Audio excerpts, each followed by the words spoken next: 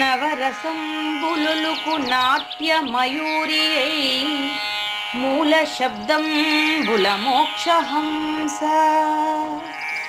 నవరసంబులుకు నాట్య మయూరియై మూల శబ్దంబుల మోక్షహంస. పరమ పవిత్రమౌ పరమాత్మ గీతయే నేడు నాట్యం వాడుచుండెగనుమా. పరమ పవిత్రమో పరమాత్మ గీతయే నేడు నాట్యం వాడుచుండెగనుమ. మునిరతనార్యులు మోదిల్లు శిష్యుండు, మునిరతనార్యులు మోదిల్లు శిష్యుండు సహజాచలుని కంఠ శబ్దరీతి. అజ్ఞానతిమిరంబులంతంబుజేయ అనాది బోధను వినుము ఆర్యులార. అజ్ఞానతిమిరంబులంతంబుజేయ అనాది బోధను వినుము ఆర్యులార. వినుము ఆర్యులార. తెలిపే జ్ఞానేశ్వరుల్ గీతం దివ్య రీతి. తెలిపే జ్ఞానేశ్వరుల్ గీతం దివ్య రీతి. ఆణిముత్యమీ గ్రంథము అచలులార. ఆణిముత్యమీ గ్రంథము అచలులార. ఆదరించిరి గీతను అచల ఋషులు గురుని వాక్కుగా గ్రహించి గురుతుగనుడు. ఆదరించిరి గీతను అచల ఋషులు గురుని వాక్కుగా గ్రహించి గురుతుగనుడు. హరి ఓం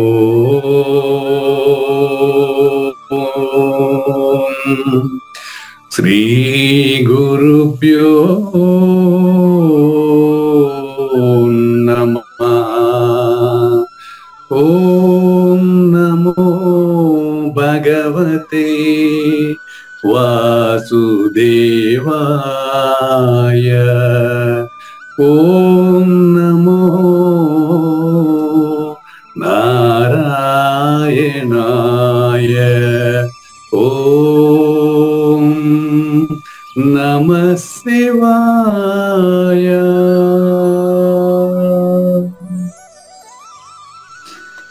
ఈ గీతా జ్ఞానజ్ఞ కార్యక్రమం మొదలై నిన్నటికి 959 రోజులు అయిందండి. ఈ రోజు 960 రోజులు. ఈ గీతా జ్ఞానజ్ఞ కార్యక్రమం సంకల్పించి నిర్వహిస్తున్న శ్రీ విద్యాసాగర్ గురువు గారికి, శ్రీ వెంకటేశ్వర గురువు గారికి శ్రోతలందరి తరపున ధన్యవాదాలు, వందనాలు.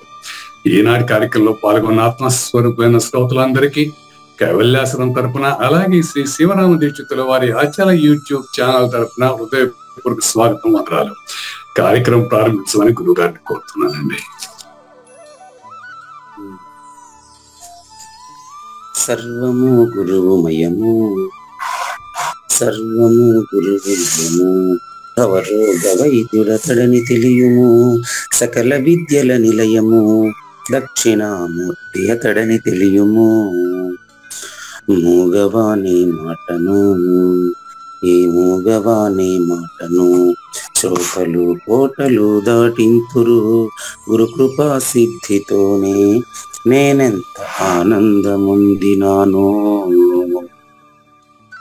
నిజయోగి శ్రీకృష్ణుడు, నిజ భక్తుడైనట్టి అర్జునుండు. వీరి సంవాదామృతం జనులార మన పాలిట అమృతం. వేద వ్యాసుడు దీనిని జనుల ఎద వికసించునట్లుగాను మహాభారతమందున వెలిగించేటి సూర్యుల వెలుగుతో నిత్య సత్య శాశ్వతమైన పరిపూర్ణంలో లేఖనే జరుగుతున్నట్లుగా మనకు తెలియబడుతున్న పవిత్రమైన శ్రీమద్ భగవద్గీత జ్ఞానేశ్వరీయ జ్ఞానయజ్ఞంలో 960వ రోజు, అంటే 2023 అక్టోబర్ 19వ తేదీ గురువారం రోజున మనకు తామస ఆహారాన్ని, అంటే తామస గుణములు కలిగిన వ్యక్తిని గురించి తెలుసుకునే దానికి ముందుగా దానికి వ్యతిరేక్తమైనటువంటి అచల పరిపూర్ణాన్ని గుర్తిరగలిగేటువంటి సౌజ్ఞ సూచన అందించేటటువంటి కృష్ణ దేశికేంద్రుల 70వ కందపద్యంతో శ్రోతలందరికీ సాదర స్వాగత సుమాంజలి. శ్రీ గురుభ్యో నమః. శ్రీమద్భాగవత కృష్ణదేశిక ప్రభులు రచించిన 292 కందార్థ దరువులు సంపూర్ణంగా జ్ఞానయజ్ఞంలో రోజుకొకటి చొప్పున వ్యాఖ్యానించబడిన విషయం శ్రోతలకు విదితమే. ఈ కందార్థ దరువులను రచించిన 19 సంవత్సరాల వరకు అవి ముద్రణకు నోచుకోలేదని, వాటిలోని నిగూఢ భావాలను మరింత స్పష్టం చేస్తూ రచయిత క్షరాక్షరోపాధి ద్వయదోషరహిత పరమతత్వ కందములు 261 రచించారని, తదుపరి సద్గురు శుభాశీస్సులతో ఈ రెండూ కలిపి ఒకే పుస్తకంగా ముద్రించారని పెద్దలు చెప్పగా విన్నాం. పుస్తకం ఇప్పుడు మన భక్తులతో చాలా మంది దగ్గర ఉంది. ఈ కందపద్యాలు భగవద్గీతకు ఉత్తర గీత వలె సద్గురు భక్తులకు కందార్థ దరువులలోని ఎన్నో సమస్యలకు సమాధానమై విలసిల్లుతోంది. ఎంతో ఉపయోగకరమైనటువంటి ఈ కందపద్యాలను రోజుకు ఒక్కొక్కటి చొప్పున వివరించాలని అడిగిన ప్రత్యక్ష శ్రోతల కోరిక మేరకు జ్ఞానయజ్ఞంలో శ్రీకృష్ణ పరమాత్మ సందేశానికి ముందే ప్రతిరోజు కృష్ణ ప్రభువుల దర్శనం మహద్భాగ్యంగా భావిస్తూ ముందుకు వెళదామా? రెండు వస్తువుల నడుమ అఖండం బిదె కానుపించుగదా, దీనిని నీవుండి కనుగొని చనందగు మండిత సత్కీర్తి సాంద్ర మానవ చంద్ర. ఇక్కడ రెండు వస్తువులు ఏవి అనేది ప్రధానం. రెండు వస్తువుల నడుమ అఖండము అన్నారు. ఖండం ఒకటి అఖండం ఒకటి రెండు ఉన్నాయా అనేది ప్రశ్న బీజ సూచన, ప్రశ్న బీజమైన సూచన. రెండు వస్తువుల నడుమ అఖండం ఇదే ఇదే అంటే అయం అయం వ్యర్థం బాహ్య కోపీన భవతి అని మొదటి మంత్ర సూచన. ఇదే కనిపించు కదా అంటే పరిపూర్ణుడికి మాత్రమే పరిపూర్ణ అనుభవం అని. దీనిని అంటే పరిపూర్ణాన్ని నోటి మాటలతో మాట్లాడే పని కాకుండా నీ అనుభవపూర్వకంగా నువ్వు లేవని అంటే ఎరుక లేనిదని పరిపూర్ణాన్ని స్పష్టంగా చూసి నువ్వు చూపు ఇచ్చారు కదా, చూసి జనన మరణాలకు సంబంధించిన భ్రాంతి స్వరూపమైనటువంటి నువ్వు వైదొలగ వలెను. అప్పుడు నువ్వు మండిత సత్కీర్తి సాంద్ర మానవ చంద్ర అర్థము పాదం పూర్తిగా సంబోధనగా వినియోగించారంటే గమనించండి. ఇటువంటి ప్రబోధ ఈ 70 కందపద్యాల వరకు అర్థమైనటువంటి వాడు ఎలా ఉంటాడంటే, మానవ చంద్ర అంటే ఆకాశంలో పౌర్ణమి రోజున చంద్రునికి సాటి ఇంకొకటి చెప్పలేం కదా. మానవ లోకంలో కూడా అచల గురుపుత్రునికి సాటి ఇంకొకరు లేరు కాబట్టి అతనికంటే ఎక్కువ లేదు. కనుక మండిత సత్కీర్తి సాంద్ర మానవ చంద్ర అంటే సమాజంలో అందరి చేత పూజలు అందుకుంటున్నా, సమాజంలో మానవ ఉపాధిలో ఉండేటప్పుడే అచల పరిపూర్ణ ప్రభావాన్ని ప్రపంచానికి అంతా వినిపిస్తున్నా, మానవ ఉపాధిలో ఉండేటప్పుడే మరి రెండు వస్తువుల కంటే విలక్షణమైన దాన్ని సులభోపాయం చేసి చెప్పగలిగిన నేర్పు కలిగిన అతనిని సత్కీర్తి సాంద్ర అంటే మరి ఎంతో మంది చేత కీర్తించబడుతున్నవాడా అని అర్థం. అంతమంది లేరు అతని దృష్టిలో. ఏం అతని దృష్టి? అంతమంది అతన్ని కీర్తిస్తారు గాని ఇంతమంది అతని దృష్టిలో లేదు. అతని దృష్టిలో అతన్ని కీర్తించే ప్రతి వారు కూడా పరిపూర్ణుడే. ఏం అతని దృష్టి అట్టుంటుంది? ఏమిటా రెండు వస్తువులు? ఒకసారి చూద్దాం. రెండు వస్తువులు అన్నారండి. రెండు అంటేనే అది ఎరుక అని మనకు స్పష్టంగా తెలుసుకోవాలి. పరిపూర్ణము ఎరుక అని రెండు లేవండి. విచారణ పూర్తయిన తర్వాత రెండోది ఉండదండి. రెండోది పరిపూర్ణం ఎరుకనేది రెండు లేవు. ఒకసారి పరిపూర్ణం కనుక క్లియర్ అయిపోతే ఎరుకనేది లేకుండా. కాబట్టి ఈ రెండు వస్తువులు ఏంటో చూద్దాం. ఏమనుకుంటామంటే పరిపూర్ణం అనేది ఒకటి ఉండు, లేనెరుక అనేది ఒకటి ఉండు అనే కందర్థం వినేశారు. చెప్పారు కదా పరిపూర్ణం అనేది ఆయన రాసిందే, ఈయన రాసిందే. పరిపూర్ణం అనేది ఒకటి ఉండు, లేని ఎరుక అనేది ఒకటి ఉండు అని రాసి. అక్కడ నీకు విచారణ, ఎవరికి ప్రారంభకులకు విచారణ అర్థం కావడం కోసం రెండుగా చెప్పారు, కానీ అక్కడ కూడా ఒకటే చెప్పిండేది. కొంచెం మనం లోతుగా పరిశీలించాలి. పరిపూర్ణం అనేది ఒకటి ఉండు, లేని ఎరుక అన్నాడు అంటే ఒకటే పరిపూర్ణమే. లేని ఎరుక ఉంది అంటే పరిపూర్ణం మాత్రం ఉంది, ఎరుక అందులో లేదని అర్థం. ఆడ చెప్పింది కూడా ఒక వాక్యం, ఒక విషయమే. అది మనకు తెలియదే, అప్పుడు తెలియదను. ఎందుకంటే మనం ప్రారంభంలో ద్వంద్వ ఏకము ఏకద్వంద్వంగా ఉంటాం. నేను అంటే నా పేరుకు దాన్ని అటాచ్ చేసి నేనంటే పూజారి వెంకటేశ్వర అనేటువంటి ఒక అహంభావం ఉంటది. సాంఖ్య పరిశీలనలో ఏముంటది, నేను నా సృష్టి అని ఉంటది. నేను నా సృష్టి అని సాంఖ్యంలో ఉంటుంది. అప్పుడు కూడా నేనున్నాడు. కాబట్టి రెండు వస్తువులను చెప్తాను, వీలైతే రాసుకోండి, మనం మర్చిపోనీయకుండా. ఎవరైనా అవసరమైన వాళ్ళు రాసుకోండి. రాసుకోండి. క్షరము అక్షరము. క్షరము అక్షరము. తర్వాత వ్యష్టి సమిష్టి. వ్యష్టి సమిష్టి. ఓకే. ఇక్కడ అఖండం అనే పదం వాడారు కాబట్టి ఖండము అఖండము. ఖండము అఖండం. ఓకే. ఇప్పుడు ఈ మూడు జంటలను చూసినప్పుడు అక్షరము అక్షరము, ఖండము అఖండము, వ్యష్టి సమిష్టి, నేను మేను, ఇట్లా ఎట్టబోయినా ఎన్ని అయినప్పటికీ ద్వంద్వం మధ్య మాత్రమే గుర్తుంటదండి. ద్వంద్వం మధ్య మాత్రమే గుర్తుంటుంది. అవును, అదేనండి. గుర్తు అనేది ద్వంద్వం. నీ నా నాగేశ్వర ప్రసాద్ గారు, పూజారి వెంకటేశ్వర గారు కలిస్తేనే ప్రబోధ ప్రపంచానికి అందించగలం. అంతేనండి, గుర్తు అనేది ద్వంద్వం. ద్వంద్వం నీ నా రెండు ఉంటాయి. అదే నిన్న శ్రీధర్ అడిగింది మనకు ఆడ సభలో, రిఫ్రెషర్ కోర్సులో 3 రోజులు మరి కృష్ణమూర్తి గారు ఏర్పాటు చేసినటువంటి శ్రీ పల్లపోతుల పుల్లయారిల ఆశ్రమంలో ఆయన అడిగినటువంటి ప్రశ్న అదే. ఆయన చేరి 3 మాసాలు అయిందంట విచారించి. చూడు, మీరు అడిగేంతటి ప్రశ్న అడిగినారు ఆయన కూడా. సాఫ్ట్వేర్ ఇంజనీర్ అట. ఆయన అడిగిన ప్రశ్న చూడండి, గురువు గారు మీరు చెప్పేటువంటి నేను ఒరిజినల్ నేను డూప్లికేట్ నేను అంటే బాగా అర్థమైంది మాకు, మేము రోజు వింటాము. ఆ ఒరిజినల్ నేను నాకు అనుభవం ఏది ఎట్లా చెప్పండి ఆయన ప్రశ్న.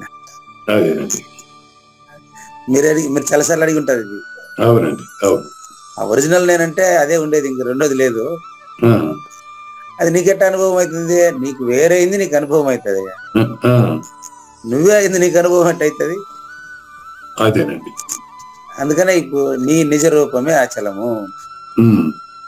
అది అర్థమైనప్పుడు నువ్వు ఎవరిని ఖండించడానికి గాని పొగడడానికి గాని అవన్నీ వాచ్యార్థాలు బోధ కొనసాగడానికి చెప్పుకున్నవే తప్ప రెండవది లేదు.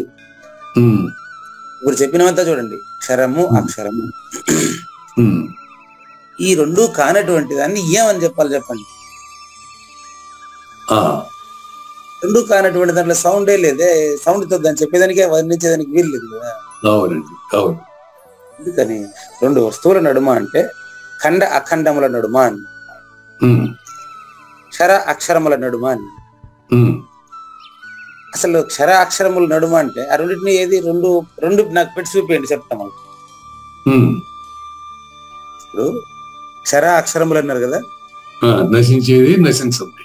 ఆ రెండింటిని నాకు ఒక పేపర్ మీద గానీ ఒక ఇంట్లో గానీ కొన్ని అనుభవ వాక్యాలు ఇక్కడ చెప్తానండి. పరిపూర్ణులకి పరిపూర్ణ అనుభవం అయిపోవాలి, అది సూచన అయిపోవాలంతే. నేను అడుగుతాను, ఇప్పుడు అవన్నీ అర్థమైనాయి కదా మీకు, క్షరము అక్షరము నేను అర్థమైనాయి కదా. ఈ రెండింటి నడుమే పరిపూర్ణం ఉండదు అంటారు. ఇది చెప్పింది అయితే రెండు వస్తువులను అఖండంగా కనిపిస్తుందని చెప్పారు కదండి. రెండు వస్తువుల నడుమ అఖండంగా కనిపిస్తా ఉంది కదా పరిపూర్ణం.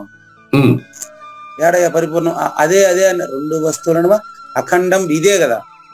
ఇప్పుడు ఖండం అఖండం అనే దానికి ఎట్లా, ఏ రకంగా దాన్ని భావించాలి? దేనికి ఖండం, దేనికి అఖండం?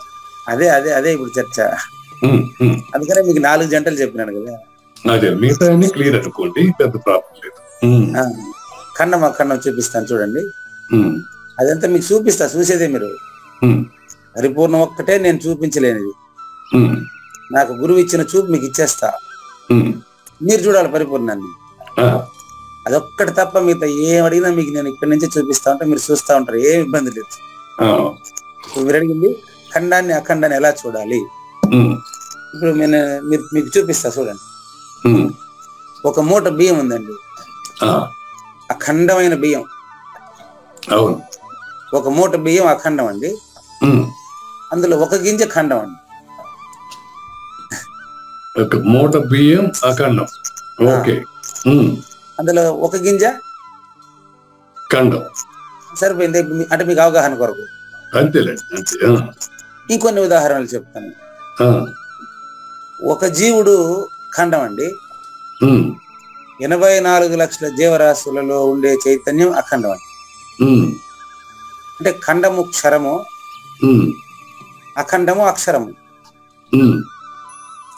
ఒక నీటి బిందువు ఖండం అండి, సముద్రంలో ఉండే నీళ్లు మాత్రమే కదా. అది అనుభవ వాక్యాలు చెప్పాను మీకు ఆల్రెడీ. అంటే సమిష్టి అఖండం, వెష్టి ఖండం. Very clear. అది ఇప్పుడు మీరు చూసినారు కాబట్టి మీరు చెప్పారు. అదేలేండి, అనుభవం అయింది. అదండి. ఇప్పుడు మీకు ఖండ అఖండము 2 అనుభవం అయింది. ఇక్కడ నేను ఎక్కడ పరిపూర్ణ ప్రస్తావన తేలేదు ఇంతవరకు. బాగా గమనించండి. మీరు చెప్పేశారు ఖండము వ్యష్టి, అఖండం సమిష్టి అని. ఈ 2 ఏడున్నాయి అసలు. రెండింటిని నాకు ఇప్పుడు మీకు అర్థమైంది కదా. మీకు అర్థమైన తర్వాత కూడా నేను చూపించినా మీరు చూసినారు. మీరు ఇప్పుడు నాకు చూపియండి. అవునండి, ఇప్పుడు నేను చెప్పింది అట్లే నాకు ఒప్ప చెప్పినారు అనుకోండి. మీరు ఒక బియ్యం మూట తీసుకొని వచ్చా, లేదా ఒక శాట బియ్యం తెచ్చా, శాటలో ఉండే బియ్యం అంతా అఖండం అండి, ఒక బియ్యపు గింజ ఇది ఒక ఖండం అండి అని చెప్పారు అనుకోండి. ఇది మీకు పరిపూర్ణం అంతటా ఉందని చెప్పేదానికి ఉదాహరణగా తీసుకున్న వస్తువులు కదా. అవును. ఇప్పుడు మీరు నేనేం చేస్తాను, మళ్ళీ చూడండి, ఒక బియ్యపు గింజ ఖండం అని చెప్పాను కదా. ఒక బియ్యపు గింజను 10 ముక్కలకు వస్తా. ఇప్పుడు అది కూడా ఖండమే. ఒక బియ్యపు గింజను 10 ముక్కలుగా కోసిన తర్వాత ఖండం అయినా మళ్ళీ ఇంకా దాంట్లో ఖండం ఎప్పుడు ఇంకా ఖండాలుగా కావచ్చు. అది సృష్టి ఖండము అఖండం రెండిటిగా తెలుస్తా ఉంటది. అవును. ఎంతవరకు అని చెప్తే వాడు గుర్తుండేంత వరకు ఇది తెలుస్తానే ఉంటదండి. అంతేనండి. దీన్ని నిన్న సభలో చర్చించిన విషయం ప్రకారం పూజారి వెంకటేశం దీనికి ముందు నిరాకారం అండి. ఏ వ్యక్తి అయినా కూడా ముందు నిరాకారం, జన్మ సాకారం, తర్వాత మళ్ళీ నిరాకారం, తదనంతరం నిరాకారం కదా. జన్మ సాకారం అండి, జన్మ ముందు నిరాకారం, జన్మ తర్వాత నిరాకారమే, స్థితి తర్వాత కంప్లీట్ గా అతను మరణం తర్వాత నిరాకారమే. అంటే ఆకాశ స్వరూపుడుగా ముందుంటాడు. సింపుల్ గా చూపిస్తాను మీకు. మీకు పరిపూర్ణ అవగాహన కావాలంటే లేని సృష్టి లేనిదని అవగాహన అయితే పరిపూర్ణాన్ని మీరే తెలుసుకుంటారు. నేను చెప్పే పని లేదు. బాగా గమనించండి. 2 వస్తువుల నడుమ అఖండం ఇదే అన్నాడు. 5 వస్తువులు కనిపిస్తున్నాయి మనకు. ఖండ అఖండం అనే పదం కింద మీకు విభజించి చూపించాను. నాకు 5 కనిపిస్తున్నాయి. ముందు నేను ఆకాశ స్వరూపుడండి. నేనంటే నేను నువ్వు అని గుర్తుగా ఎరగబడతాను. అబద్ధ గుర్తు ఆకాశం, ద్వంద్వం అండి ఇది. ఆకాశంలో నేను పూజారి వెంకటేశము. ఎందుకు మళ్ళీ ఇంకొకరిని తీసుకొచ్చేది వీడికి. పూజారి వెంకటేశము జన్మించక ముందు ఆకాశంలో నిరాకారం అండి. తండ్రి ఆలోచనలో తోచినప్పుడే సుడులు తిరిగి, తండ్రి ఆలోచనలో నేను లేకనే తోచానండి. సుడులు తిరిగి తల్లి గర్భంలో పడ్డానండి. ఆ సుడులు తిరిగి తల్లి గర్భంలో పడినప్పుడే జ్ఞానం అండి. నేను ఆకాశంగా శూన్యము, ఆలోచనగా గాలితోనే కదా శ్వాసించే ఆయనే కదా ఆలోచిస్తాడు. శ్వాసించేవారే కదా ఆలోచిస్తారు. అంతే, శ్వాసించేవాడు ఆలోచించలేడు కదా. తల్లిదండ్రుల రతికర్మ ఫలంగా గర్భంలో పడ్డానండి. అక్కడ నీళ్లు, ఆకాశం శూన్యము, నిరాకారము, ఆలోచన అనే గాలి కూడా అది స్పర్శ తెలుస్తుంది కానీ నిరాకారమే. ఈ అగ్ని అనేది అగ్నిభూతం అనేది సాకార నిరాకారము. అగ్నిభూతం సాకార నిరాకారం ఎలా గురువు గారు? చూపిస్తాను. ఓకే, ఓకే, అర్థమైంది. Right, right, clear. ఓకే, నిరాకారం వెలుతురుగా నిరాకారం, అవును. మండేటప్పుడు సాకారం, వీర్యము స్ఖలనమైనప్పుడు సాకారం, వెలుతురుగా ఉన్నప్పుడు నిరాకారం. ఓకే. తండ్రి నుంచి తల్లి గర్భంలోకి వీర్యము స్ఖలనమైనప్పుడు సాకారం. అంతకుముందు ఆలోచన రూపంలో ఆయనలో ఉండేటువంటి జ్ఞానము ఈ సాకార జ్ఞానమే నిరాకారంగా ఉంది. క్లియరా? అవునండి. ఈ సాకార జ్ఞానమే తండ్రి ఆలోచనలో నిరాకారంగా ఉంది. అంతే. కాబట్టి పూర్తి నిరాకారం ఆకాశం, పూర్తి నిరాకారమే. నిరాకారమైనప్పటికీ స్పర్శ ద్వారా తెలుస్తుంది కానీ నిరాకారమే గాలి. అగ్ని సాకారం నిరాకారం, వెలుతురుగా నిరాకారము. అగ్ని మండినప్పుడు సాకారంగా తెలుస్తుంది మనకు. ఇప్పుడు చూడండి, ఫస్ట్ భూతమేమో నిరాకారము, రెండవ భూతం నిరాకారం, మూడవ భూతం సాకార నిరాకారం రెండుగా తెలుస్తుంది. ఇప్పుడు నీళ్ళ దగ్గరికి రండి. జలమందు మొదలు లేకనే జలచరములు పుట్టి పెరిగి సమసిన రీతిన్. తల్లి గర్భంలో ఉండేటువంటి జలంలో ఈ వీర్యం వెళ్ళి చేపలాగా ఈదుకుంటూ పోయి పిండంగా తయారైంది. పిండంగా తయారైనప్పుడు చూడండి, నీళ్లు సాకారం. అవునండి. నీళ్లలో ఆలోచన రూపంలో వెళ్ళినటువంటి వీర్యము తల్లి గర్భంలో వచ్చి పిండంగా మారినప్పుడు అదే భూమి. నీళ్లలో సృష్టి క్రమం కూడా ఇదే కదా. నీళ్లలో తేలినటువంటి భూమి మీద 84 లక్షల జీవరాశులు ఉన్నట్టే తల్లి గర్భంలో నీళ్ళల్లో తేలినటువంటి నాకు ఒక భార్య, నాకు పిల్లకాయలు, ఇది సృష్టి క్రమం జరిగిపోతా ఉంది. ఇట్లా సాకార నిరాకారములు అని అర్థం. రెండు వస్తువులు అంటే సాకార నిరాకారములు. క్షరం సాకారం, అక్షరం నిరాకారం. క్షరానికి ముందు నేను అక్షరం కదా, అక్షరం అంటే నిరాకారం. క్షరానికి ముందు ఈ శరీరం క్షరం, శరీరానికి ముందు నేను అక్షరమే, శరీరం గతించిన తర్వాత కూడా నేను అక్షరమే. ఈ వస్తువు సాకార నిరాకారముల చెందుతున్నటువంటి వస్తువు. బాగా గమనించండి. ముందు నిరాకారం ఏం లేదు, వెరీ సింపుల్ అండి. మీకు కనిపించేటువంటి ఒక కట్టె సాకారం అండి, కట్టెలో నిప్పు నిరాకారం అండి. కట్టె సాకారం, కట్టెలో నిప్పు నిరాకారం అని ఎట్టానికి అది కూడా కనపడతాను కదా గురుగారు. మళ్ళీ మండించినా కదా కనిపిస్తుంది. మండకు ముందు నిరాకారం, మండితే సాకారం. మండకు ముందు నిరాకారం. అగ్నిభూతాన్ని రెండు అని చెప్పా, మధ్యలో భూతం అది. రూప అరూప భూతం అని శాంతానంద సాయిబాబా చెప్తారు ఈ మాట. అగ్నిభూతం రూప అరూపం, మిగతా రెండు సారూప్యం. ఇట్లా నిరాకారము సాకారమగును, సాకారం తర్వాత నిరాకారమగును. సృష్టికి ముందు డైరెక్ట్ మొత్తానికి వచ్చేస్తా. పంచభూత ప్రకృతి సృష్టికి ముందు నిరాకారము, సృష్టి సమయంలో సాకారము, తర్వాత నిరాకారము. అది తెలుసుకునేటువంటి నేను కూడా ద్వంద్వమే. కాబట్టి రెండు వస్తువులు అంటే క్షరము అక్షరము, నేను మేను, వ్యష్టి సమిష్టి, సాకారం నిరాకారము, శక్తి ద్వయం, శక్తి ద్రవ్యము, శక్తి ద్వయం. బాలాజీ సింగ్. రెండు వస్తువులకు మనకి ఎంతసేపు పట్టింది? ఇది 2 రోజులైనా కూడా అయిపోతుంది.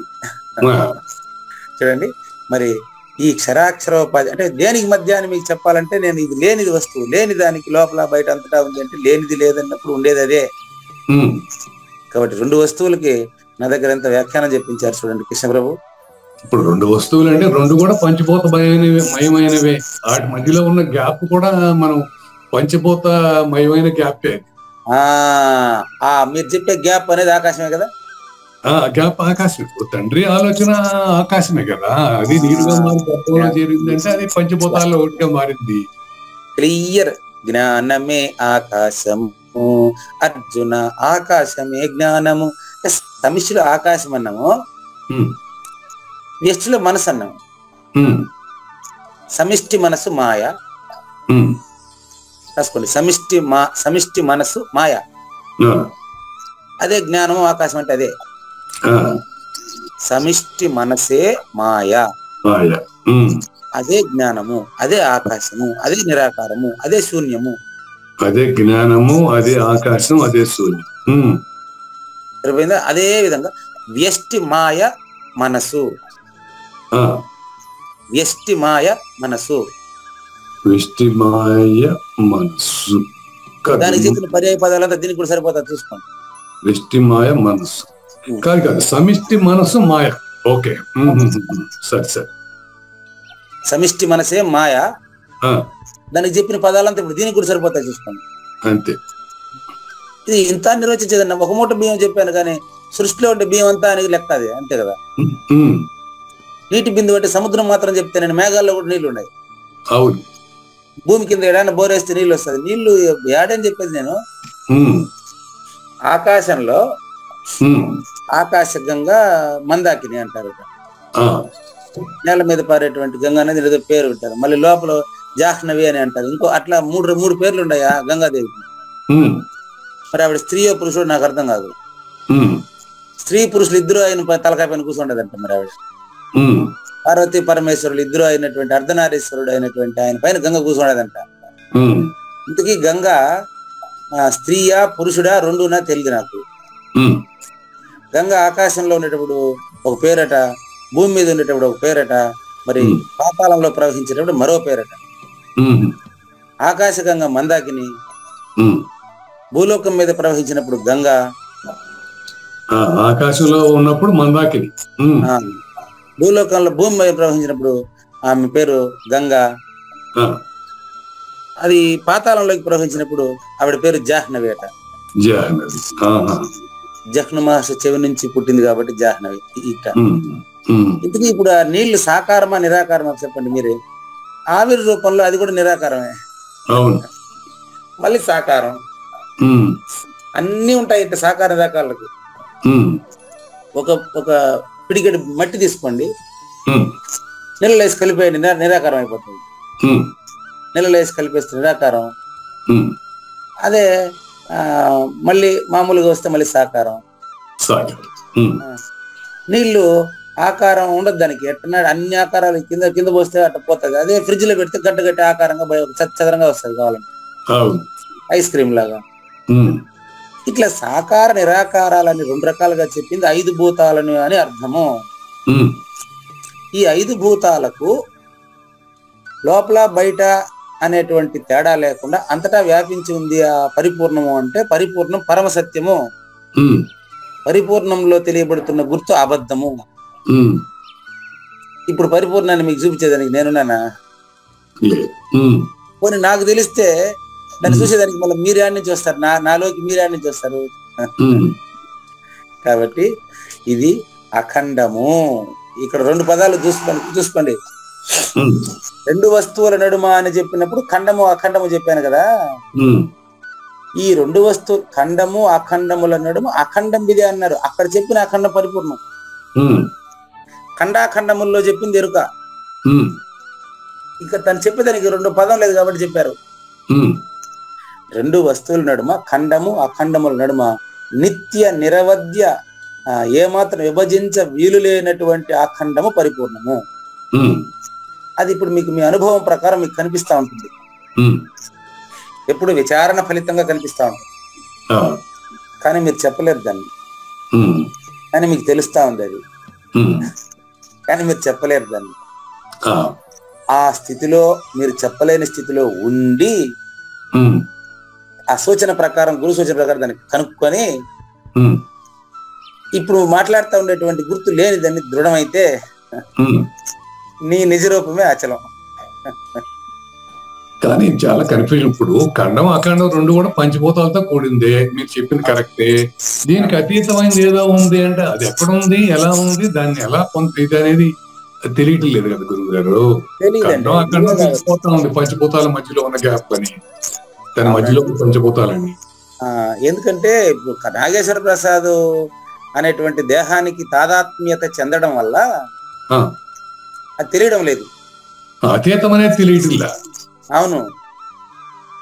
ఎందుకు తెలియడం లేదంటే మీరే చెప్పండి, మీకు వేరుగా ఉన్న దాన్ని మాత్రమే మీరు తెలుసుకోగలరండి, మీరైన దాన్ని మీరు తెలుసుకోలేరండి. అవును, ఎప్పుడు కుదరదండి. ఉదాహరణకి మీ కంటిని మీరు మీ జీవితంలో ఇంతవరకు ఎప్పుడు చూడలేదండి. లేదు, మీ జీవితంలో ఎప్పుడు చూడలేదు ఇంతవరకు. అవును. కానీ కన్ను మీరే కన్ను. అవును. ఇంకా మా భవిష్యత్తులో కూడా మీరు మీ కంటిని మీరు చూసే అవకాశం లేదు. కన్ను లేదనేస్తావా? కన్ను లోపల కూడా చూడలేదు. మీరు చూడలేరు మీ కన్ను అని చెప్పేసినా కదా, అంతే. అదే. కానీ ఇప్పుడు కన్ను లేదని చెప్తావా? లేదు. ఎదుటి వ్యక్తి కంటిని మాత్రమే నేరుగా చూడగలరండి. చూడగలరు. ఫోటోలో మాత్రమే మిమ్మల్ని మీరు చూడగలరండి. అంటే డాక్టర్ అయినా కూడా కంటిని కూడా డాక్టర్ చూడాల్సింది, కానీ ఎవరికాడు దాన్ని చూసుకునే అవకాశం లేనే లేదు. మీకు విచారణ కోసం గుర్తు చెప్పాను అంతే. అంతే.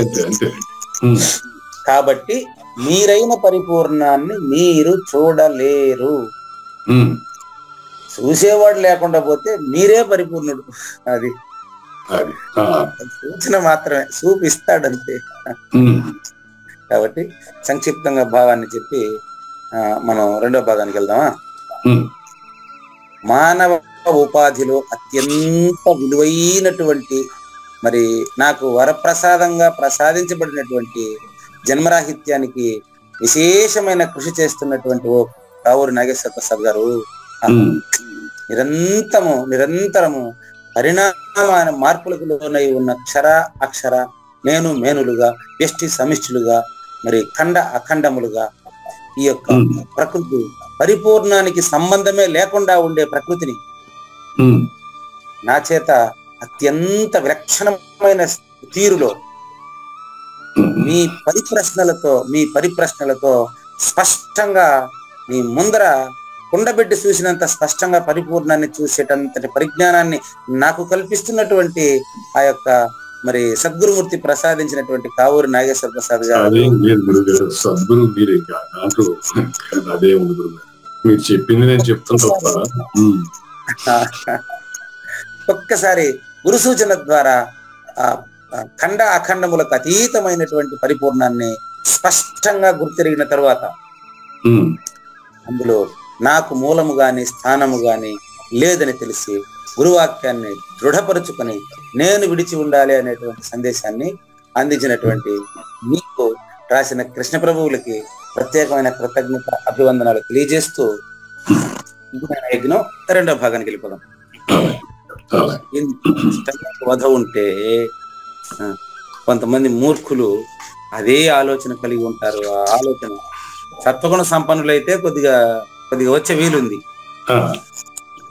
రజోగుణ సంపన్నుడైతే ఎప్పుడైనా శాంతించినప్పుడు మాత్రం అతనికి చెప్పే వీలుంది. ధృతరాష్ట్రునికి చెప్పినట్లు దుర్యోధనుడికి ఏం చెప్తాం మనం? అసలు చెప్పలేం.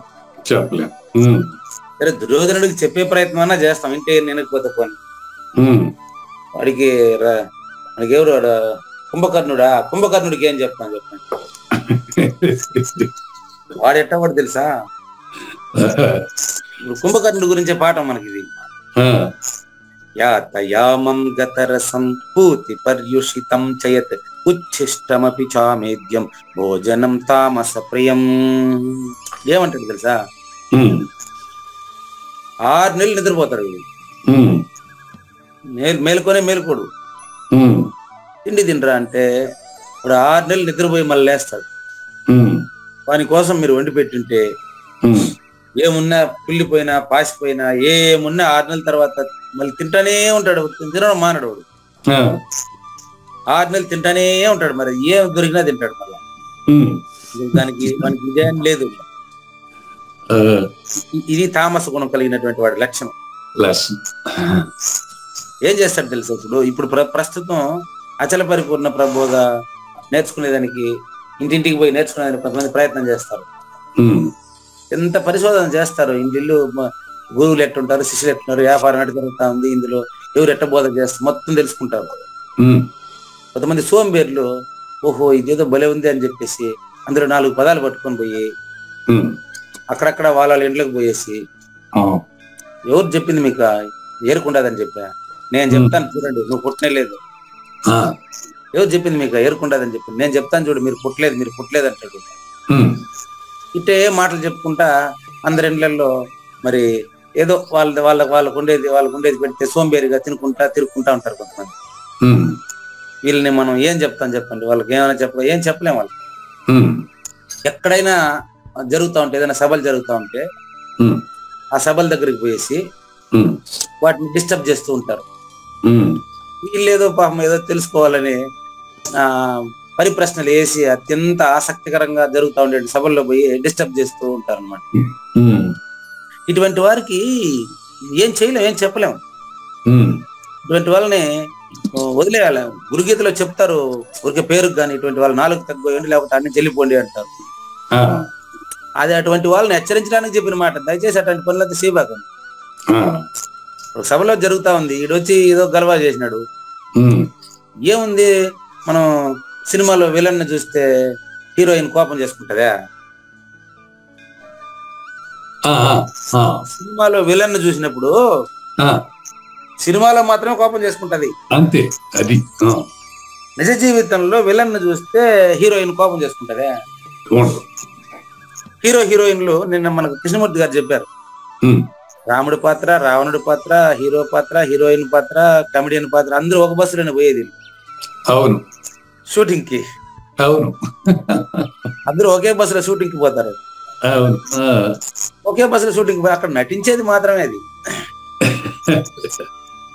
అట్లా అనుకుని వీడి సంస్కారం ఇంతే అనుకుని వాడిని వదిలేయండి, వాడిని ఏం చేయబాకండి, అంతే. అటువంటి వాడిని గురించి మనకు మీరు విని అసహించుకుంటారేమోనని చెప్పడం మొదలు పెట్టినారు నిన్న మనకు ఆయన. చూడండి, చక్కగా పక్వం పొంది ఇంకా పైకి తీయండి అమ్మా. నిన్న మనకు ఎంతవరకు అయిందంటే పరిపక్వం చెందకుండా కాయగానే తినేయాలంట. అంటే ఒక చర్చ కొలిక్కి రాకుండానే దాని మధ్యలో జరిపేస్తాడు వచ్చి. వాడు ఏం చేస్తాడంటే, అన్నం వండినప్పుడు అది ఒక రోజు కింద అది మిగిలిపోయింది, దానికైతే వద్దురా కొత్తగా వండి పెడతాను అంటే అదే తింటానంటాడు. ఒక ప్రశ్నకు సమాధానం చెప్తా ఉంటే ఆ సమాధానం పూర్తిగా చెప్పనేడు, మధ్యలో దూరి మిగతా వాళ్ళని విన్నాడు. ఇది దాని అర్థం. నెక్స్ట్ అట్లా ఇంకా పైకి తేలా. చూడండి, చక్కగా పక్వము పొంది రసాస్వాదం చక్కగా ఉన్న అన్నం మాత్రం భుజించడానికి అర్హమైంది. ఇప్పుడు మీరు రైట్. ఇప్పుడు చూడండి, మీరు 2 వస్తువులు అంటే మీ దగ్గర ఆన్సర్ వచ్చేంత వరకు విచారించాను.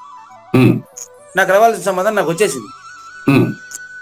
ఇప్పుడు 2 వస్తువులు అంటే మీరే ఎంత సమిష్టి స్పష్టంగా తెలిసింది. పంచభూతాల్లోనే ఈ చరాక్షరములు ఉంటాయి కాబట్టి చరాక్షరములకు అతీతమైన నిత్య నిరఖండ పూర్తి దీనికంటే విలక్షణమైంది అని చెప్పాను.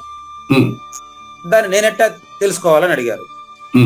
చాలా క్లియర్ గా మీకు, అయ్యా అది మీరు తెలుసుకునేది కాదు, ఎందుకు మీరు అయి ఉండాలి కాబట్టి అప్పుడు ప్రూఫ్ ఇచ్చేస్తాం. నీ నిజ రూపమే ఆచరము, ఆయనకు అందర్థం ఏదో ప్రూఫ్ ఇచ్చేస్తాం, వాడికి అయిపోయింది, వచ్చేస్తాం.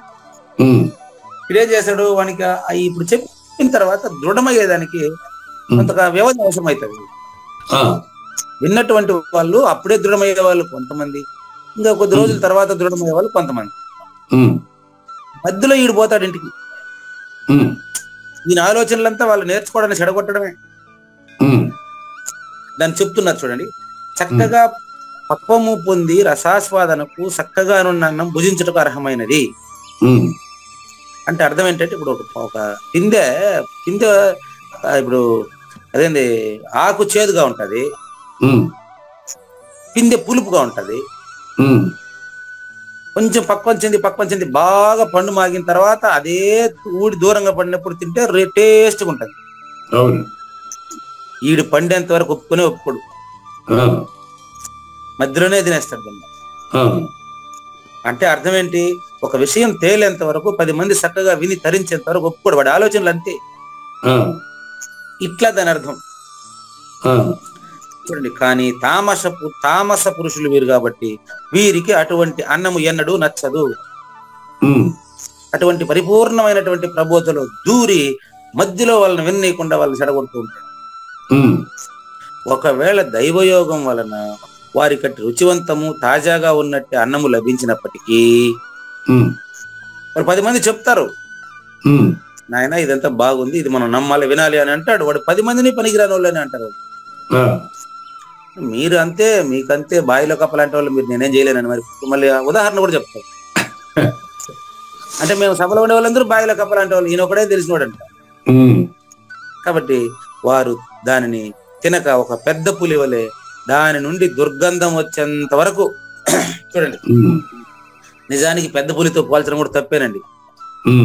దుర్గంధం పంది,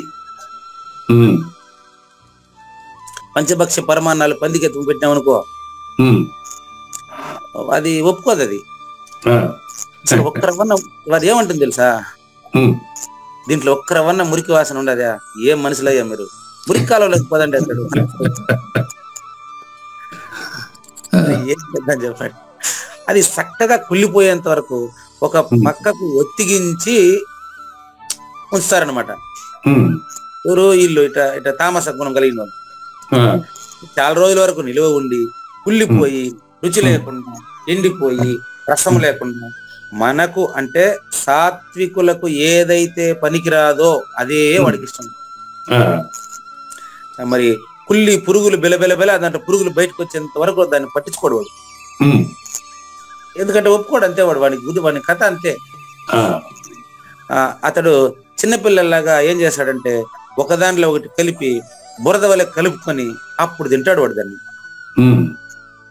మంచి పరిపూర్ణ బోధ, మంచి అర్థవంతమైన ప్రబోధ చెబుతున్నప్పటికీ దాంట్లో మధ్యలో దూరి దాన్ని గలబ చేసి అందరిని నాశనం చేసి అందరి మనసులు ఖరాబ్ చేసే ప్రయత్నం చేస్తాడు.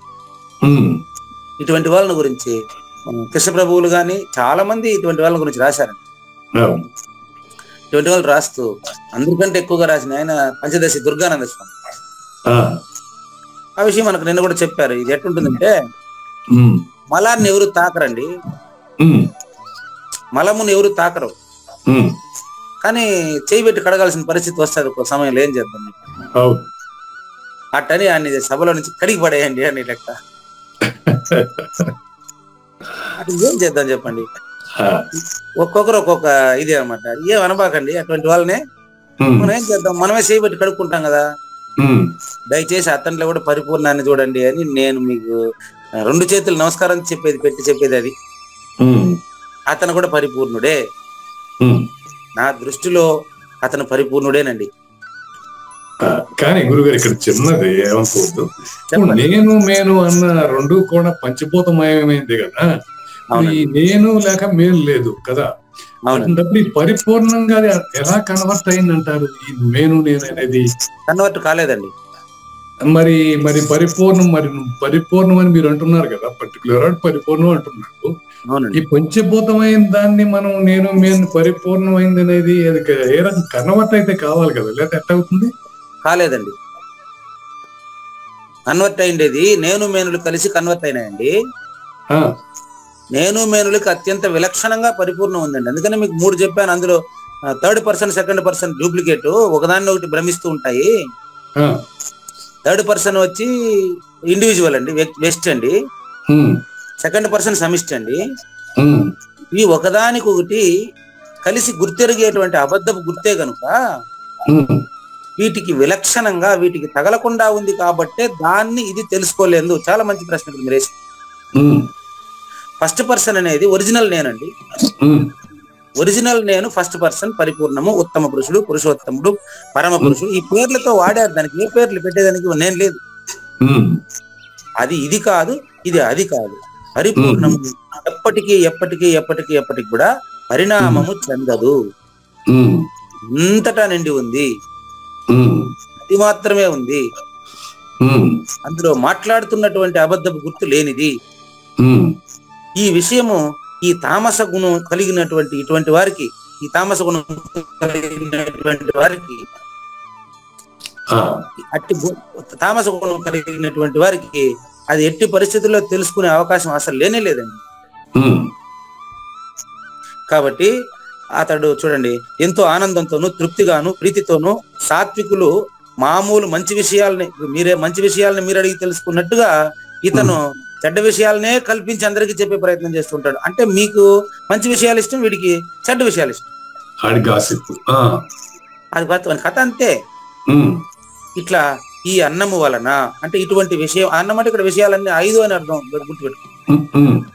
ఇటువంటి విషయాల వలన కూడా ఆ పాపులకు తృప్తి కలగదు. ఇంకో సభ గలవ చేయాలి వాడు. ఇటువంటి సభ ఎన్ని సభలు చెడగొడితే అంత మంచి పేరు అనమాట వారికి.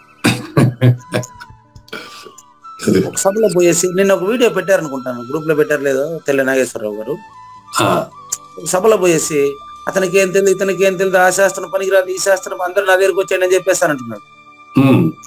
అక్కడ ఆయన మైక్ తీసుకుని అదే వీడియోనే అబ్బాయి గారు కొంచెం ఆయన చూడు ఏమన్నా పరిపూర్ణుడు చూడండి, ఏమన్నా చెప్పు, పరిపూర్ణుడు ఇతనిలో కూడా పరిపూర్ణాన్ని చూస్తుంటాడండి. అబ్బాయి గారు నా మాటని నువ్వు ఫస్ట్ పెద్దలని శాస్త్రాలని నిందించడం ముందు మానుకోవయ్యా. ఎందుకు చెప్పాల్సి వచ్చిందంటే ఈ మాట, జగద్గురు ఆదిశంకరుడు జగద్గురు టైటిల్ ఒకటి ఉంది.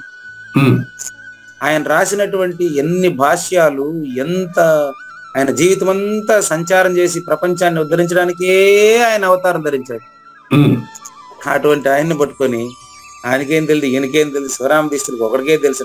శివరామ దీక్షితులు ఆయన్ని గౌరవించి ఆయన చెప్పిన శంకరాచార్యుల వాక్యాలను తెచ్చి ఆయన దీక్షితులు రాసుకున్నారు. ఆయన భగవద్గీతలో శ్లోకాలు ఎక్కువగా దీక్షితులు ఉపయోగించారయ్యా.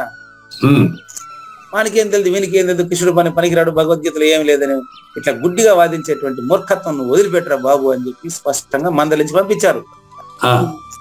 వానికి పోయిన సభలంతా గలబా చేసేది పని. కాబట్టి ఇప్పుడు కూడా నేను అంటాను మీకు అతను పరిపూర్ణుడేనండి.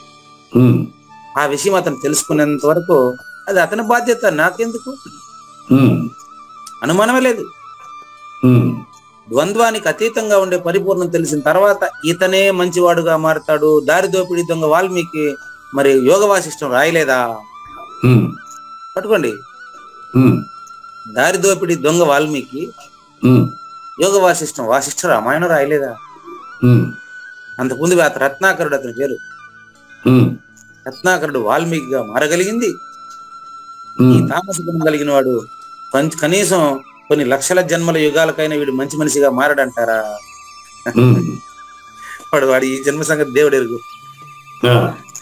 చెప్పలేము ఎప్పుడు ఏ టైం పిల్లి గుర్రం ఎగరావచ్చు అంటారట. కాబట్టి ఇతన్ని కూడా పరిపూర్ణుడుగానే చూస్తేనే మీరు పరిపూర్ణులు. కాబట్టి ఇటు పిమ్మట అతను వనర్చేటువంటి ఇంకొక విచిత్రాన్ని కూడా చూడండి. చేసేటువంటి పనులు ఇట్లుంటాయి. శాస్త్రముల్లో నిషేధించబడినట్లే ప్రవర్తిస్తాడు వాడు. అది వాడు కూడా చదివి ఉంటాడు, వాడికి ఎక్కదు అది. ఏమే దుర్యోధనుడికి తెలుదా శాస్త్రాల? తెలుసు. నాకు తెలుసయ్యా, నువ్వు చెప్పేది ఏంది? నాకు తెలుసయ్యా, పాటించబుద్ధి కాదు. నాకు అధర్మం కూడా చక్కగా తెలుసయ్యా, వదల బుద్ధి కాదు. అంటే శాస్త్రాలు నిషేధించబడి నిషేధించబడిన దుష్టమైన వస్తువులు తినాలని, పానమంచాలని భయంకరమైన వాసనకు వాడు అంటే అందరిని తిట్టేదానికి, అవమానించడానికి అలవాటు పడ్డాడు కదా. కాబట్టి ఆ తామస పురుషుడు ఆ గుణాన్ని పెంపొందించుకుని ఉంటాడండి. వాడికి ఆ తామస గుణంతో అందరినీ కలత చెందించడమే వాడి ప్రవృత్తిగా పెట్టుకుంటాడండి. ఆవూరి నాగేశ్వర ప్రసాద్ గారు, మీరు ఇటువంటి వారిని చూసి అసహించుకోవచ్చును, కానీ అసహించుకోబోకండి నేను ఇట్లాంటి ఆహారం యొక్క ఫలము పొందుటకు అతనికి మరుక్షణం వరకు వేచి ఉండాల్సిన అవసరం లే, వెంటనే వస్తుంది. జంగం ఇదేదో మన ఆయన చెప్పిన మంచి సామెత ఉండదండి ఇది. జంగం దేవరా అంటే ఇంటింటికి భిక్ష తీసుకొని నీతి వాక్యాలు చెప్పేటువంటి వారండి. అతను ఎట్టొస్తుందో ప్రాక్టికల్ గా చెప్తాడు చూడండి. ఒక ఆవిడ భిక్ష తీసుకుని వచ్చింది, జంగం దేవరా వచ్చి భిక్ష తీసుకుంటున్నాడు. ఇప్పుడు ఆమె అడుగుతుంది అతన్ని, ఎప్పుడు కొట్లాట, ఆమెకి కొట్లాట అంటే చీప్ అనమాట. అప్పుడు ఆమె అడుగుతుంది, నాయన జంగం దేవరా ఇక్కడ జగడం ఎట్ట వస్తుందిరా జంగం దేవరా అని అంటాడు. వసే బిచ్చమయ్యే బొచ్చుముండ అన్నాడు అంటే. అప్పుడు ఆవిడ పాప పొరకట్టేస్తుందంట. అంతే, గొమ్ము భిక్ష వద్దు ఏమొద్దు, అటువంటి భిక్ష నాకేంటికి, ఎప్పుడు జగడం మీదనే ఉండే తమో గుణం కలిగిన ఈవిడితో భిక్ష నాకు వద్దని వాడు పారుకోడు పోయినాడు. చెప్పేస్తున్నారు ఇట్టా వచ్చేది ప్రాక్టికల్. అట్లా ఎంత సాధువు అయినా కూడా ప్రాక్టికల్ గా నిరూపించిపోయినాడు పాపం. ఈ భిక్ష అతనికి అవసరమే లేదు, అక్కడ ఆహారమే తినడు. మీరు ప్రూఫ్ చూడండి. విదురుని విందు అంటారు. రాయబారానికి పోయినటువంటి శ్రీకృష్ణ పరమాత్మ ఎక్కడ భోంచేశాడు? విదురుడింట్లో. ఇంతకీ విదురుడేమన్నా కూర్చుండబెట్ట కుర్చీలు లేవు, వెండి పెట్ట పంచభక్ష పరమాన్నాలు లేవు, నా దగ్గర ఏం దగ్గరికి వచ్చినావా, స్పెషాలిటీస్ ఏం చేయలేదు చూడండి. కాబట్టి అభిమానమే ధనం అండి. అభిమానంగా చూసేటువంటి చూపుతో అతను కృష్ణుడు రూపాన్ని చూస్తూ అరటి పండు పక్క తినిపించినాడు, పండు కింద పడేసినాడు. అట్లే ఉండి ఇంకా తీయాలి పైకి. కాబట్టి చూడండి, అంటే అంత భక్తి, అనన్య భక్తి అనమాట మెయిన్ ఇదేనండి. ఓ అర్జున, ఓ కావూరు నాగేశ్వర ప్రసాద్ గారు, ఇట్లాంటి ఆహారం యొక్క ఫలాన్ని పొందుటకు అతనికి మరుక్షణం వరకు వేచి ఉండవలసిన ఆవశ్యకత ఉండదు. అదే ఎందుకు దానికి చెప్పాల్సి వచ్చింది. అట్టే పెట్టి ఎక్కడ మెట్టి వస్తుందిరా జంగం దేవరా అంటే వెంటనే చెప్తాడు, బిచ్చం పెట్టే బొచ్చుముండ అన్నాడు అంటే చూడండి, అప్పుడే వచ్చే జంగం. అట్లా ఇటువంటి అతను మన సభలకు వచ్చి మీ సభలో డిస్టర్బ్ చేసే ప్రయత్నం చేస్తే కూడా ఆయన చెప్పారు చూడండి, మైక్ తీసుకొని బొడ్డు కృష్ణమూర్తి గారు ఎవరో చెప్పారు చూడండి, స్పష్టంగా చెప్పారు ఆయన. ఎట్లా సంబోధిస్తారు చూడండి, దాంట్లో నుంచైనా మనకు నీతి రావాలి. అబ్బాయి గారు శాస్త్రంలో చెప్పిన విషయాలని నిషేధించడం గాని, గురువుల్ని తిట్టడం గాని, తప్పుపట్టడం గాని మంచిది కాదు నాయన అన్నాడు తప్ప ఆయన ఏమనలేదు. ఆయన అచల గురువు కదా, కాబట్టి దాని ఫలము అతనికి అప్పుడే లభిస్తుంది, జనాల దగ్గర లభిస్తుంది. కానీ గురువులు అటువంటి వాళ్ళని ఏమనరండి. ఎందుకంటే అతని నోరు ఎప్పుడు అపవిత్రత ప్రియంగా ఉంటది, అపవిత్రతే ప్రియంగా ఉంటది. పంది మంచి పంది తీసుకుపోయి దానిపైన చిలకరించినాం అనుకో, కంపు మనుషులు, మీరేం కంపు మనుషులు అంటది అది. కొంచెం అన్నా వీళ్ళకి మురిక్కాల వాసన పడలేదు, ఏం చేయాలా వీళ్ళు ఆయన అడుగుతాడు, నాకు అది అవసరం అంటుంది అది. కాబట్టి లేకపోతే ఖాద్య పదార్థం స్పర్శిస్తే చూడండి, ఖాద్య పదార్థం స్పర్శిస్తే అప్పుడు అతను పాపవంతుడు అవుతాడు.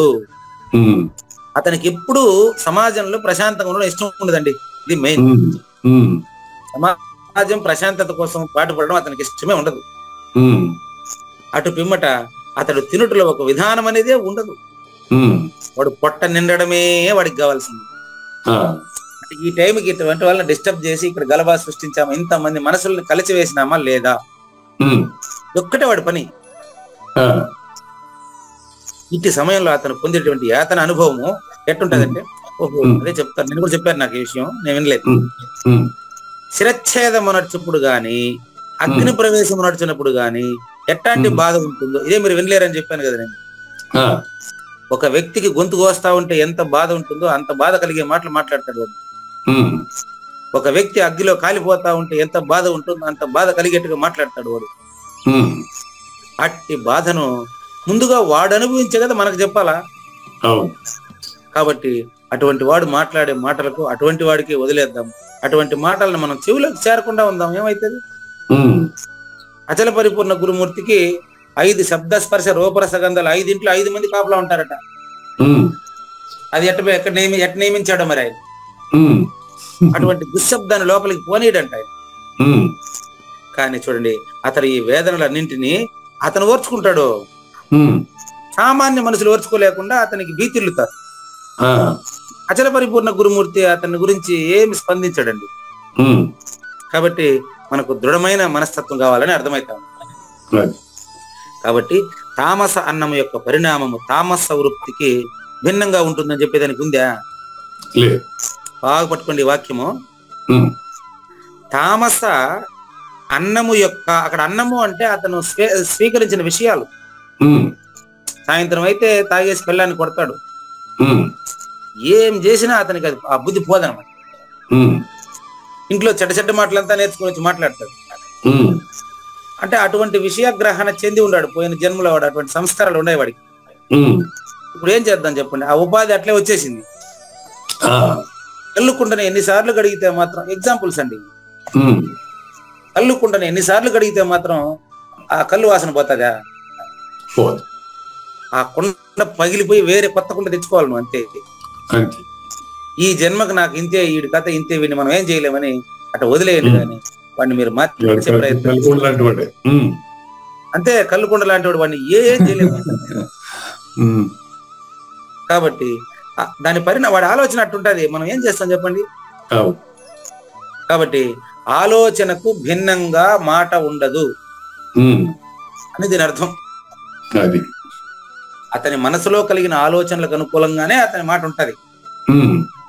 కానీ మీరు నన్ను మన్నించాలి, మీరు ఇప్పుడు ఈ మధ్యలో కూడా మీరు మళ్ళీ పరిపూర్ణ గురించి ప్రస్తావన చేశారు. ఇక్కడ సమస్య ఇక్కడ చెప్పలేము దాన్ని. మధ్యలో ఇటువంటి మనకు ఎందుకులే, మధ్యలో మళ్ళీ ఒక సూచన తెలుసుకుందామని మీరు మధ్యలో తెచ్చారు, విన్నా నేను. ఎందుకు దాటింపు వేశానంటే దీని మధ్యలో దాన్ని చెప్పేదని కూడా కాదు. నెక్స్ట్ వస్తుంది 11వ శ్లోకం, అదే మరి మళ్ళా ఆటు పిమ్మట మరి శ్రీకృష్ణ భగవానుడు అర్జునుడికి ఈ విధంగా చెప్తున్నారండి. ఒక ఘట్టం పూర్తయిందండి. ఇప్పుడు ఏం ఘట్టం అంటే ఆహారం 3 రకాలు పూర్తయిందండి. 3 రకాల సాత్విక, రాజస, తామస 3 రకాల ఆహారము ఎవరెవరు ఎలాంటి ఆహారం ఇష్టపడతారో మనం తెలుసుకున్నాం. ఇట్లా ఇంకా పైకి తీయండి, ఈ 10వ శ్లోకం పూర్తయితాం చూడండి. అమ్మా సౌమ్య చూడండి. ఇక యజ్ఞం 3 రకాలండి. మీకు చెప్పాను, ఆహారము, యజ్ఞము, తపస్సు, దానము 4 మూల 12 చెప్పాను కదా. అందులో ఒక 3 పూర్తయిందండి. ఇంకా పైకి తీయండి. ఇక యజ్ఞములు 3 రకాల గురించి చెప్తానండి. ఇంకా తీయండి అమ్మా. నెక్స్ట్ శ్లోకం ఇది శ్లోకం 11వ శ్లోకం అండి. ఇప్పుడు చూడండి, ఈ త్రివిధ యజ్ఞముల గురించి, త్రివిధములు అంటే సేమ్ అండి, సాత్విక, రాజస, తామస ఆహారాలు. అట్లా సాత్విక, రాజస, తామస యజ్ఞాలు. యజ్ఞము యొక్క లక్షణములు, సాత్విక యజ్ఞము యొక్క లక్షణములు ఇప్పుడు చెప్తారు అని అండి. శ్రీ భగవాను వాచ అఫలాకాంక్షిభిః యజ్ఞో అఫల ఆకాంక్షిభిః యజ్ఞః విధి దృష్టో యుజ్యతే విధి దృష్టః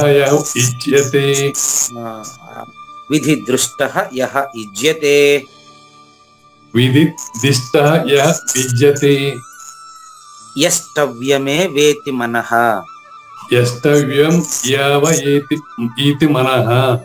సమాధాయ స సాత్వికః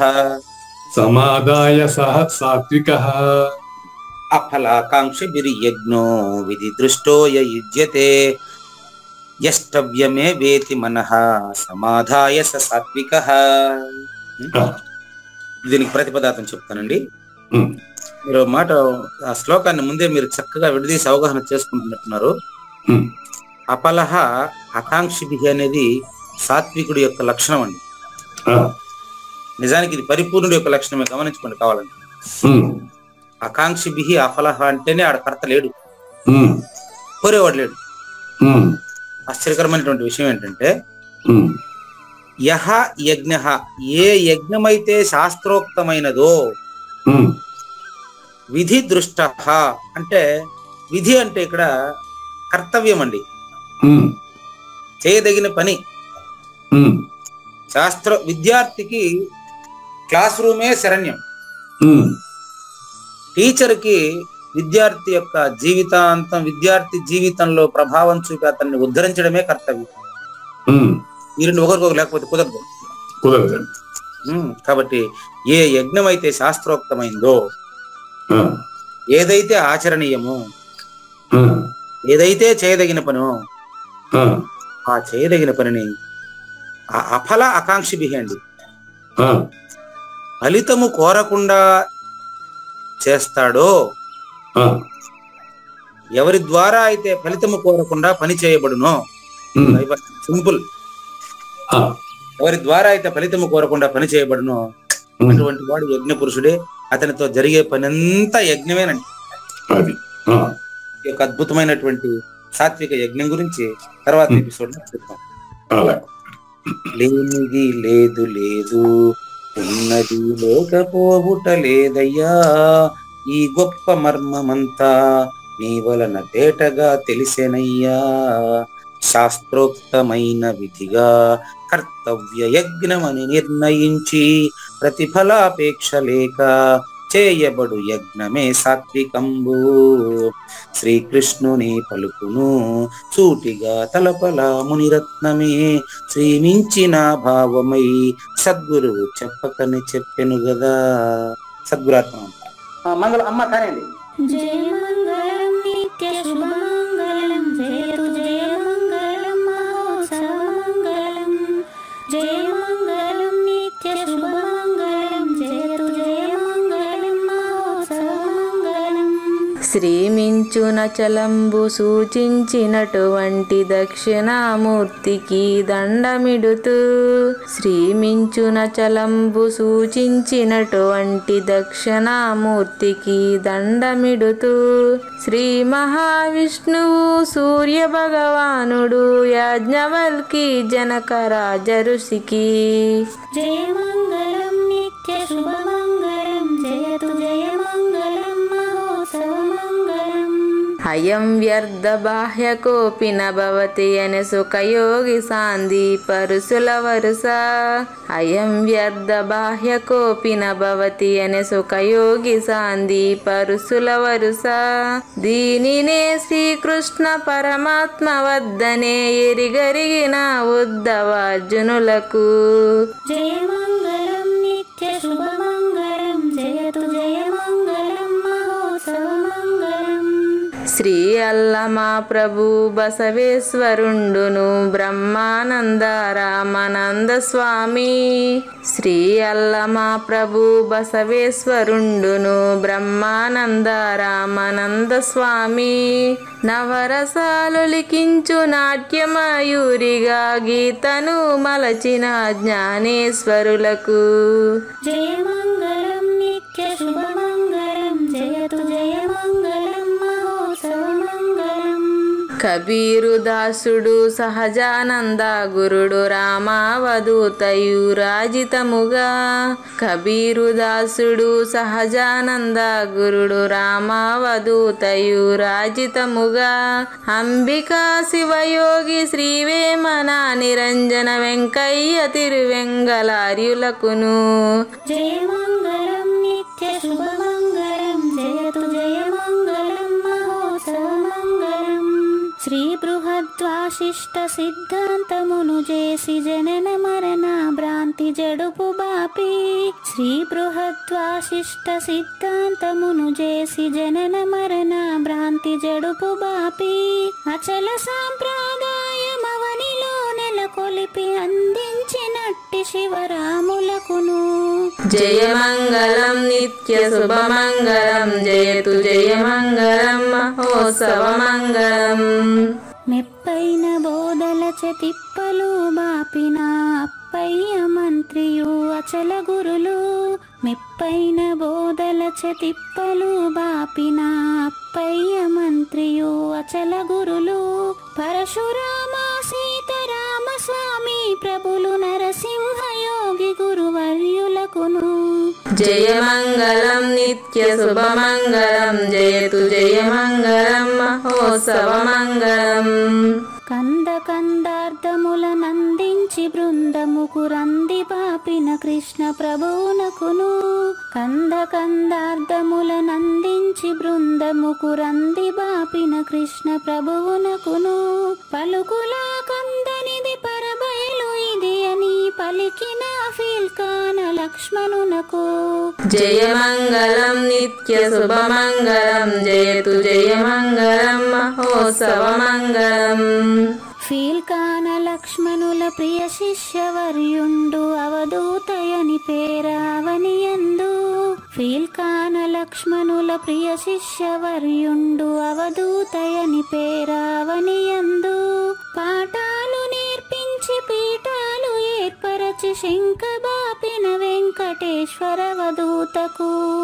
జయ మంగళం నిత్య శుభమంగళం, జయతు జయ మంగళం మహోత్సవ మంగళం. బట్ట బయలున ఎరుక పుట్టనే లేదని బాలాజీ సింగు ఈ కీలు తెలిపే. బట్ట బయలున ఎరుక పుట్టనే లేదని బాలాజీ సింగు ఈ కీలు తెలిపే.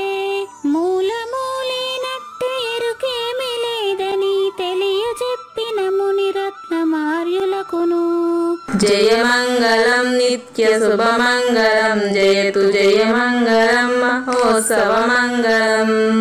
నరస్వప్నము వంటి సురస్వప్నమిది అని పరిపూర్ణ దర్శినిని ప్రకటపరచి, నరస్వప్నము వంటి సురస్వప్నమిది అని పరిపూర్ణ దర్శినిని ప్రకటపరచి, సహజాచల రాజయోగి సద్గురు కృపచ సాంప్రదాయక గురుల సరసన జయరే. జయమంగళం నిత్య శుభమంగళం జయతు జయమంగళం మహోత్సవమంగళం. నిష్కల్మషానంద నిజ గురుని శిష్యుండు లింగమూర్తి లిపిని పొందుపరచి, నిష్కల్మషానంద నిజ గురుని శిష్యుండు లింగమూర్తి లిపిని పొందుపరచి, కార్వేటి నగరము పురవాసుడైనట్టి పూజారి వెంకటేశునకంకితం విధి. జయమంగళం నిత్య శుభమంగళం జయతు జయమంగళం మహోత్సవమంగళం. జయమంగళం నిత్య శుభమంగళం జయతు జయమంగళం మహోత్సవమంగళం. జై సద్గురు ప్రభు మహారాజ్ కి జై. జై గురుదేవ్ అండి. శ్రోతలందరి తరపున వెంకటేశ్వర గురు గారికి ధన్యవాదాలు చెప్తూ శాంతి మంత్రం.